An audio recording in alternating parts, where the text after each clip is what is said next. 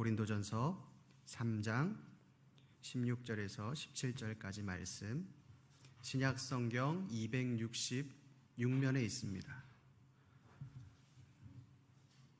고린도전서 3장 16절에서 17절까지 말씀, 우리 다 같이 한 목소리로 읽겠습니다. 너희는 너희가 하나님의 성전인 것과 하나님의 성령이 너희 안에 계시는 것을 알지 못하느냐? 누구든지 하나님의 성전을 더럽히면 하나님이 그 사람을 멸하시리라. 하나님의 성전은 거룩하니 너희도 거룩하니라. 아멘. 여러분, 이 모든 종교에 있어서 필수적인 것이 있다면 그것은 성전일 것입니다. 모든 종교는 이 성전을 가지고 있습니다. 우리가 잘 아는 이 그리스 로마 신화만 봐도 그렇습니다. 로마 신화의 그 신들을 보면 그 신들을 상징하는 신전들이 있습니다. 제우스 신전이라든지 또 헤라 신전, 또 파르테논 신전의 사진들을 보면 얼마나 웅장하고 멋있는지 모릅니다. 그 신의 힘이 강하면 강할수록 신을 상징하는 신전 또한 더 거대하고 웅장하게 지어지는 것들을 우리가 보게 됩니다. 왜 그렇습니까? 그 신이 머무르는 장소가 신전이라고 생각하기 때문입니다. 그 신이 어떤 신이냐에 따라서 신전도 달라집니다. 그 신전 자체가 신을 대표하는 정체성이 되어집니다. 고대 이 세계 7대 불가사의가 있습니다. 이것은 이 사람의 손으로 이루어낸 건축물 중에 가장 기적적이고 불가사의한 건축물 7가지를 모아놓은 것입니다. 이 7대 불가사의 중에 놀랍게도 신전이 들어가 있습니다. 아르테미스 신전이라고 하는 신전입니다. 그런데 그 외에도 이 제우스 동상, 로도스의 동상 등 이 신전과 관련된 건축물들이 7대 불가사의 이 7개 중에 무려 3개나 속해 있습니다. 고대에만 그럴까요? 그렇지 않습니다. 2007년도에 새롭게 제정된 세계 7대 불가사의에도 이 타지마할 같은 신전이나 동상이 포함되어 있는 것을 우리가 보게 됩니다. 여러분, 이것이 뜻하는 바가 무엇이겠습니까? 종교에 있어서 이 성전이 그만큼 중요하다라고 하는 것입니다. 그러기에 정성을 쏟고 이 성전을 짓기 위해 할 수 있는 모든 노력을 총동원하여 성전을 짓는 겁니다. 이렇게 정성을 쏟으니 우리가 볼 때 저걸 어떻게 지었을까? 참으로 불가사의하다. 이 감탄이 저절로 나올 수밖에 없는 것입니다. 이 오늘 말씀은 이러한 성전에 대한 말씀입니다. 오늘 말씀을 통해 종교에서 말하는 성전이 아니라 하나님께서 말씀하시는 참된 성전이 무엇인지에 대해서 알아보겠습니다. 이것을 알기 위해 우리는 먼저 이스라엘 백성들이 생각하는 성전이 무엇인지를 알아야겠습니다. 우리 출애굽기 25장 8절에서 9절 말씀을 함께 보겠습니다. 내가 그들 중에 거할 성소를 그들이 나를 위하여 짓되 물은 내가 내게 보이는 모양대로 장막을 짓고 기구들도 그 모양을 따라 지을지니라. 이 말씀은 이스라엘 백성들이 출애굽한 이후에 하나님께서 이스라엘 백성들을 향하여 짓게 하신 이 성막에 관한 말씀입니다. 하나님은 이 출애굽한 이스라엘 백성들을 향하여 먼저 성막을 짓도록 하셨습니다. 여러분, 이 말이 쉽지 광야에서 성막을 짓는다는 것은 여간 어려운 일이 아니었을 겁니다. 광야는 그야말로 죽은 땅이고 그런 땅에서 이 성막을 짓는 재료를 구하는 것부터 이 성막을 지어지는 그 모든 과정까지 하나하나 세심하게 고려가 되어져야 합니다. 얼마나 짓는 것이 어려웠겠습니까?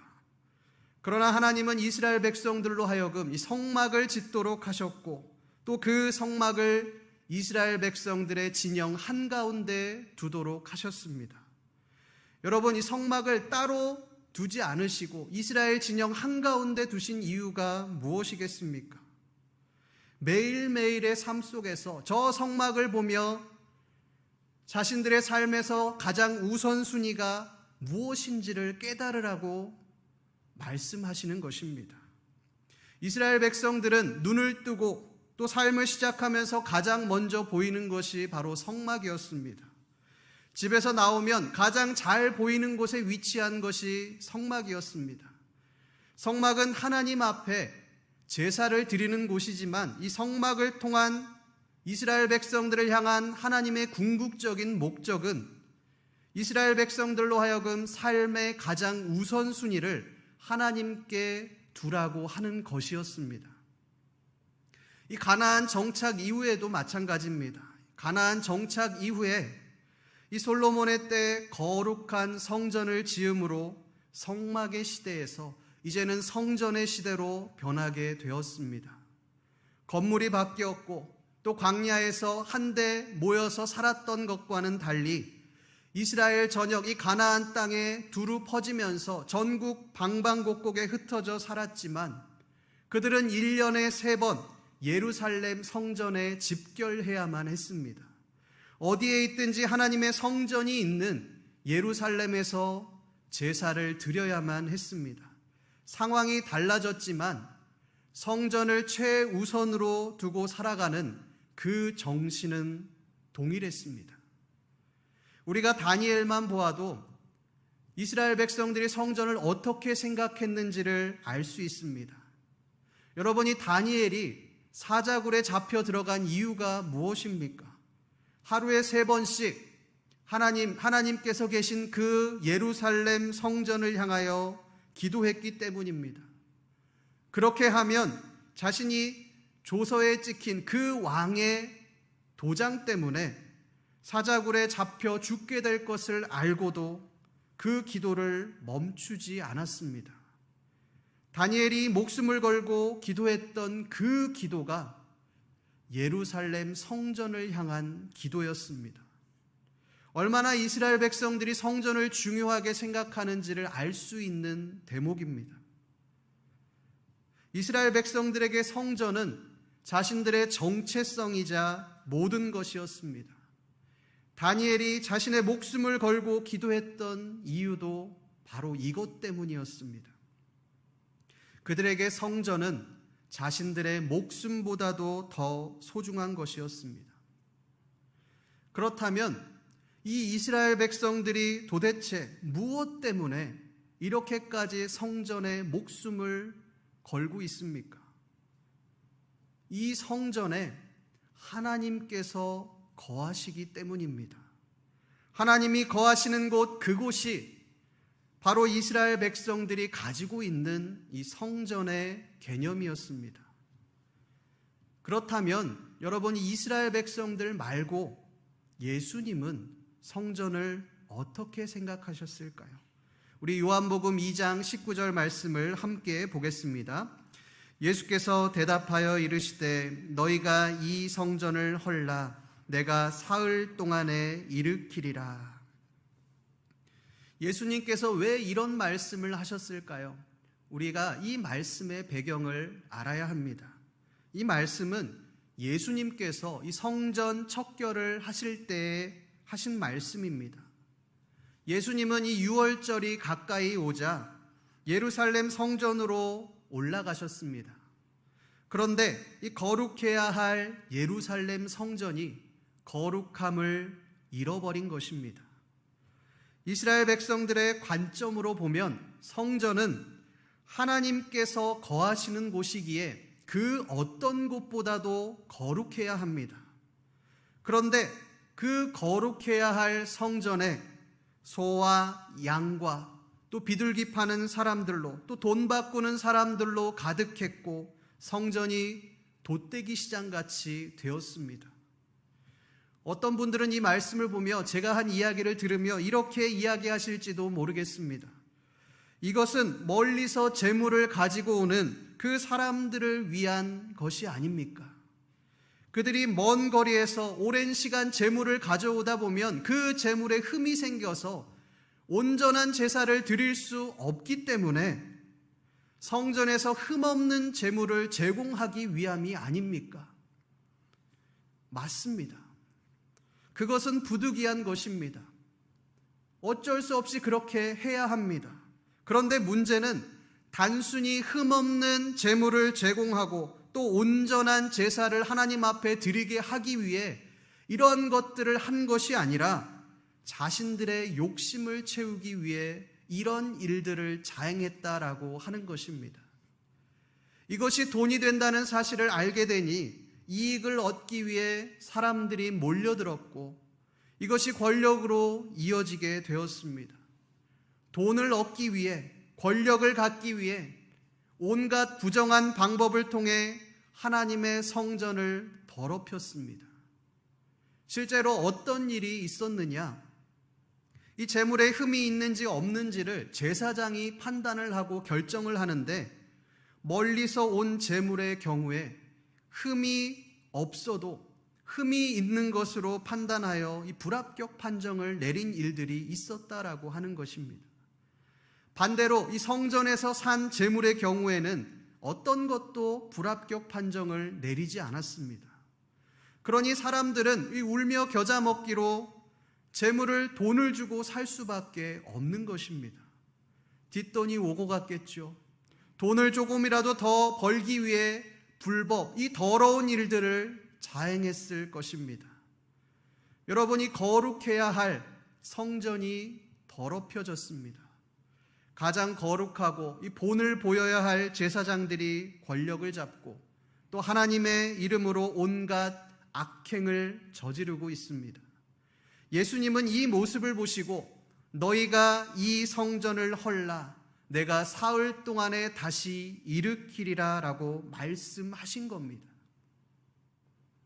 너희들이 거룩하여 함부로 만지지도 못하는 그 성전, 너희가 목숨과도 같이 여기는 그 거룩한 성전이 더럽혀졌다라고 하는 것입니다. 여러분, 여기까지는 우리가 충분히 이해할 수 있는 대목입니다. 그런데 예수님이 이후에 뭐라고 말씀하십니까?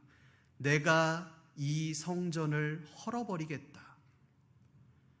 예수님의 이러한 선포는 당시에 엄청난 충격적인 선포였습니다. 여러분이 유대인들의 입장에서 한번 생각해 보십시오. 자신들의 정체성이자 목숨보다도 더 중요한 그 성전을 헐어버리겠다. 이것은 성전을 모독하는 것입니다. 성전을 모독한다라고 하는 것은 단순히 건물을 모욕한다 이 정도의 수준이 아닙니다. 신성 모독, 하나님을 모독하는 행위입니다. 율법에서 이 신성 모독은 죽음입니다. 돌로 쳐서 죽여야 하는 것이 아주 당연한 것입니다. 그러니 유대인들의 입장에서는 예수님을 죽여야 하겠는 겁니다. 이것이 기본적으로 유대인들이 가지고 있던 예수님에 대한 사고관이었습니다. 그러나 예수님은 이 유대인들의 사고관을 완전히 깨트려 버리십니다. 유대인들이 끔찍히 소중하게 여기는 그 성전이 아무것도 아니다라고 그렇게 말씀하십니다. 그것을 넘어 완전히 헐어버리겠다, 완전히 무너뜨려 버리겠다고 말씀하십니다. 성전의 개념을 완전히 없애버리신 겁니다. 이제는 그 성전이 건물이 아니다라고 말씀하십니다. 여러분이 건물이 아니라면 도대체 성전이 무엇이겠습니까? 오늘 말씀에서 바울은 이 부분에 대해서 말씀하고 있습니다. 바울이 뭐라고 말씀합니까? 우리 16절 말씀 함께 보겠습니다. 너희는 너희가 하나님의 성전인 것과 하나님의 성령이 너희 안에 계시는 것을 알지 못하느냐? 여러분, 앞서 이야기했지만 우리가 성전에 대해서 가지는 일반적인 이미지는 신비하고 또 성스럽고 절대로 침범해서는 안 되는 영역입니다. 이것의 전제는 인간이 거룩하지 않다라는 것을 전제로 하고 있습니다. 인간은 거룩하지 않기에 성전에서의 제사를 통해 거룩을 입고 하나님께로 나아간다라고 하는 것이 전제되어 있습니다. 성막도 그랬고 성전도 마찬가지입니다. 그런데 바울이 뭐라고 말씀하고 있습니까? 너희가 하나님의 성전이다라고 말씀하고 있습니다. 여러분 생각해 보십시오. 우리가 어떻게 성전이 될 수 있습니까? 우리는 성전이 될 수 없습니다. 성전이라는 뜻이 무슨 뜻입니까? 거룩한 곳이라는 뜻입니다. 거룩한 장소입니다. 우리가 거룩한 장소가 된다. 이건 있을 수 없는 일입니다. 우리의 삶을 보십시오. 아니 인간의 삶을 한번 보십시오. 죄를 짓지 않는 사람이 있습니까? 단 한 사람도 없습니다. 여러분 성전이라면 우리가 성전이라면 거룩하고 순결해야 되는 것 아니겠습니까? 고귀하고 거룩한 삶을 살아야 하는 것 아니겠습니까? 그런데 문제는 우리의 모습이 더럽고 추악하다라고 하는 것입니다. 매일같이 죄를 짓고 냄새나는 그러한 삶을 살아가고 있다라고 하는 것입니다. 바울은 그 더럽고 추악한 우리를 향하여 너희는 하나님의 성전이다라고 그렇게 말씀하고 있는 것입니다. 여러분 아주 획기적인 말입니다. 그런데 여러분 바울이 이 말을 한 근거가 무엇이겠습니까? 바로 예수님입니다. 우리 에베소서 2장 14절 말씀을 함께 보겠습니다. 그는 우리의 화평이신지라 둘로 하나를 만드사 원수된 것 곧 중간에 막힌 담을 자기 육체로 허시고. 예수님은 이 광야, 이 성막에서부터 시작하여 솔로몬에 이르러 완성된 그 영광스러운 성전, 그 성전을 완전히 무너뜨리셨습니다. 이 고대 사람들에게 있어 이 성전은 그 신의 정체성이고 또 민족의 정체성입니다. 유대인들의 입장에서 예수님은 하나님의 정체성과 또 이스라엘 민족의 정체성을 완전히 박살내신 것입니다. 여러분, 말씀처럼 이 성전을 허무셨다. 좋습니다. 그런데 이 성전을 허무셨다면 그 뒤에 뭔가 대책이 있어야 하지 않겠습니까? 다른 성전을 짓든지 뭔가 다른 수가 있어야 하지 않겠습니까? 바울은 그 대책이 뭐라고 말씀합니까? 너희가 하나님의 성전이다. 우리 한 사람 한 사람이 성전이라는 것입니다. 여러분 이것만으로는 바울이 이야기하는 이 성전의 개념을 이해하기가 어렵습니다. 그러나 예수님이 행하시고 또 이루신 것들을 보면 우리가 이것들을 이해할 수가 있습니다. 예수님은 성전의 개념을 완전히 없애셨습니다. 그런데 단순히 성전만 없애신 것이 아닙니다. 예배 의식과 복잡한 그 제사의 절차들을 다 없애셨습니다. 마가복음 15장 37절에서 38절 말씀을 함께 보겠습니다. 예수께서 큰 소리를 지르시고 숨지시니라. 이에 성소 휘장이 위로부터 아래까지 찢어져 둘이 되니라. 예수님께서 이 십자가에 못 박혀 돌아가실 때에 성소의 휘장이 둘로 나뉘어졌습니다. 이 휘장은 성소와 지성소를 분리하는 역할을 합니다. 지성소는 하나님께서 거하시는 장소로 인간은 누구든지 지성소에 들어가게 되면 죽임을 당했습니다. 오직 1년에 한 번 이 대속죄일에만 대제사장이 유일하게 들어갈 수 있었던 곳이 바로 지성소입니다. 그것마저도 몸을 정결하게 하고 죄가 없이 거룩해야지만 그곳에서 죽지 않고 살 수 있었습니다. 이 휘장은 하나님의 영역과 인간의 영역을 나누는 절대적인 기준이었습니다. 그런데 그 휘장을 나누셨다, 둘로 나누셨다. 이 말은 예수님으로 말미암아 우리가 막혔던 담이 헐리고 또 하나님께로 직접 나아갈 수 있게 되었다는 것을 의미합니다. 여러분, 이것이 어떻게 가능합니까?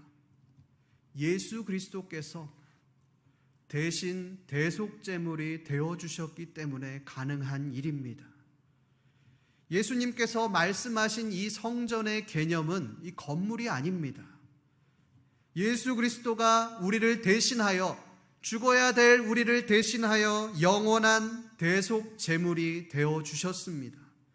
우리가 직접 하나님께 나아갈 수 있는 거룩한 성전이 예수님 때문에 가능하게 되었습니다. 이스라엘 백성들은 이 하나님께 나아가기 위해서는 성전으로 나와야만 했습니다. 제물을 가져와야만 했습니다.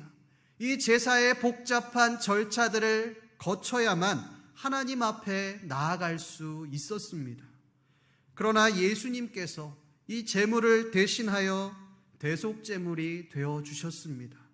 하나님과 우리 사이에 막힌 담을 헐어주셔서 우리가 예수 그리스도를 통해 직접 하나님께 나아갈 수 있도록 그렇게 하셨습니다.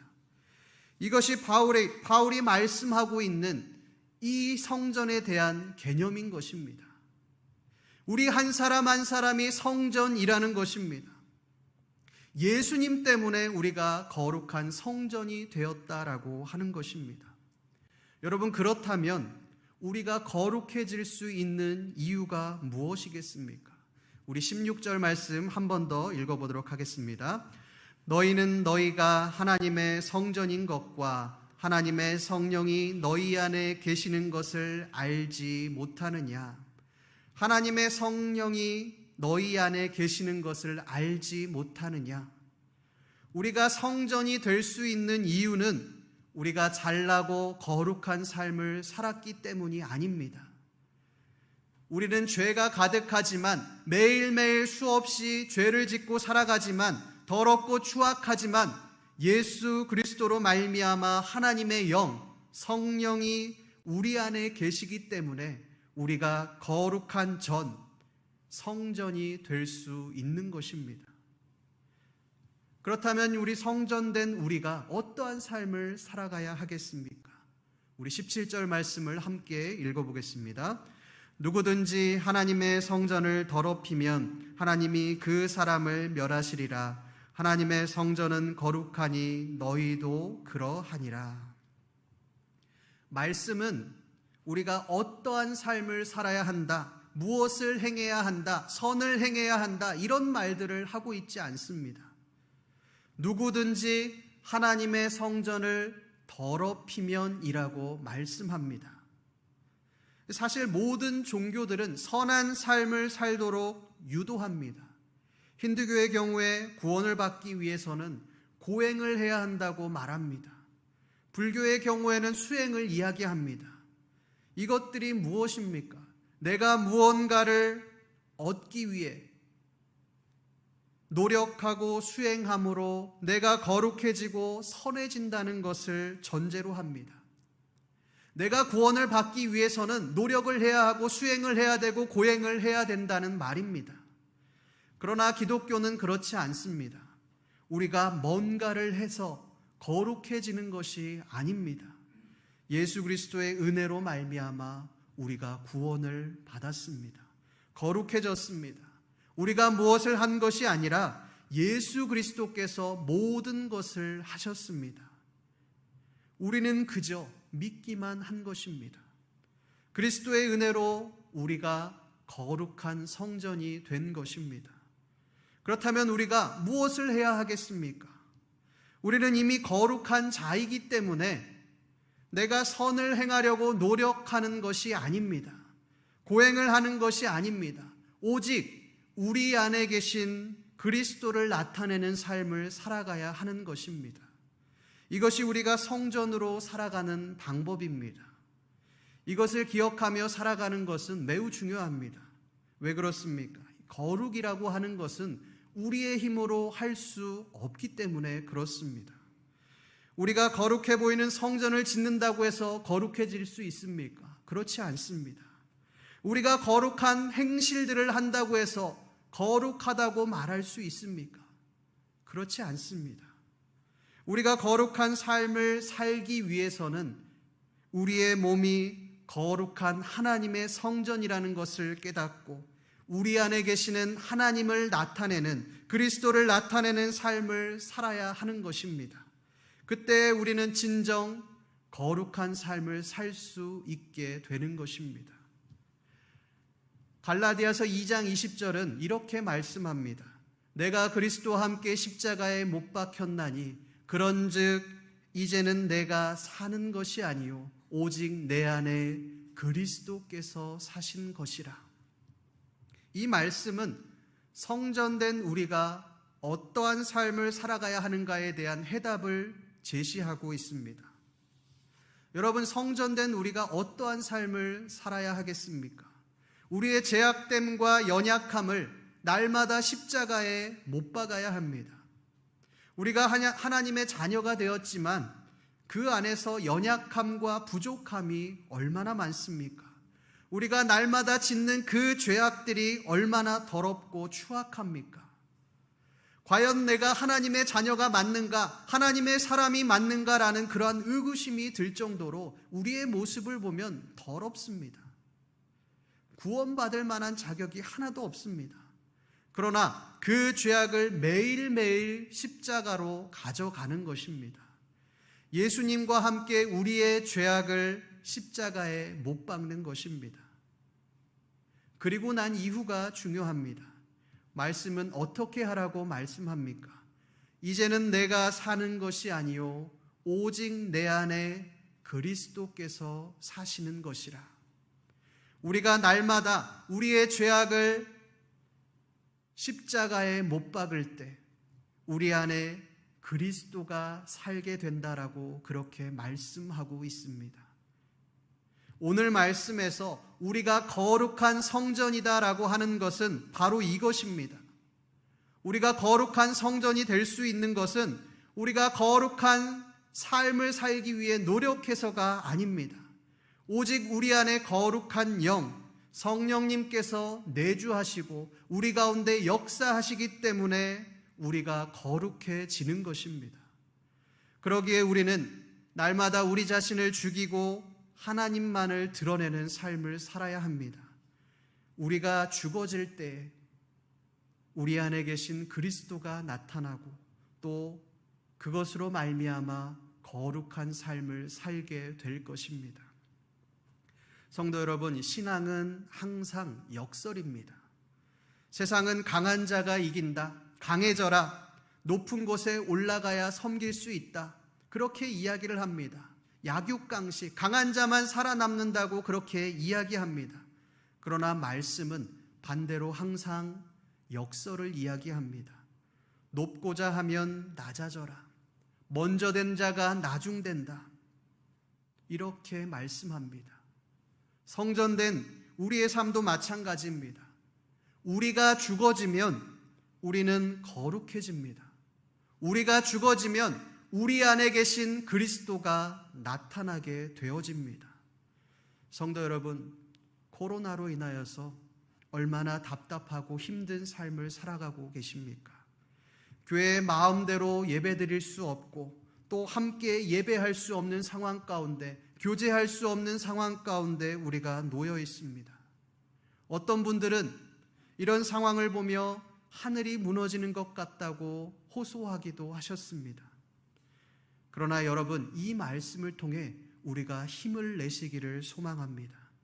성전은 건물이 아닙니다. 우리 한 사람 한 사람이 거룩한 하나님의 성전입니다.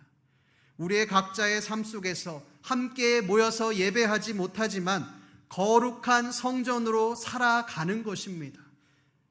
우리가 하나님을 예배하며 각자의 자리에서 하나님 앞에 나아가는 것입니다. 성도 여러분, 하나님을 예배하십시다. 우리 안에 거룩한 예수 그리스도를 나타내십시다. 우리가 죽어짐으로 오직 그리스도만 나타내시고 또 하나님의 영광을 나타내시는 거룩한 성전의 삶을 살아가시는 저와 여러분들 되시기를 주님의 이름으로 소망합니다.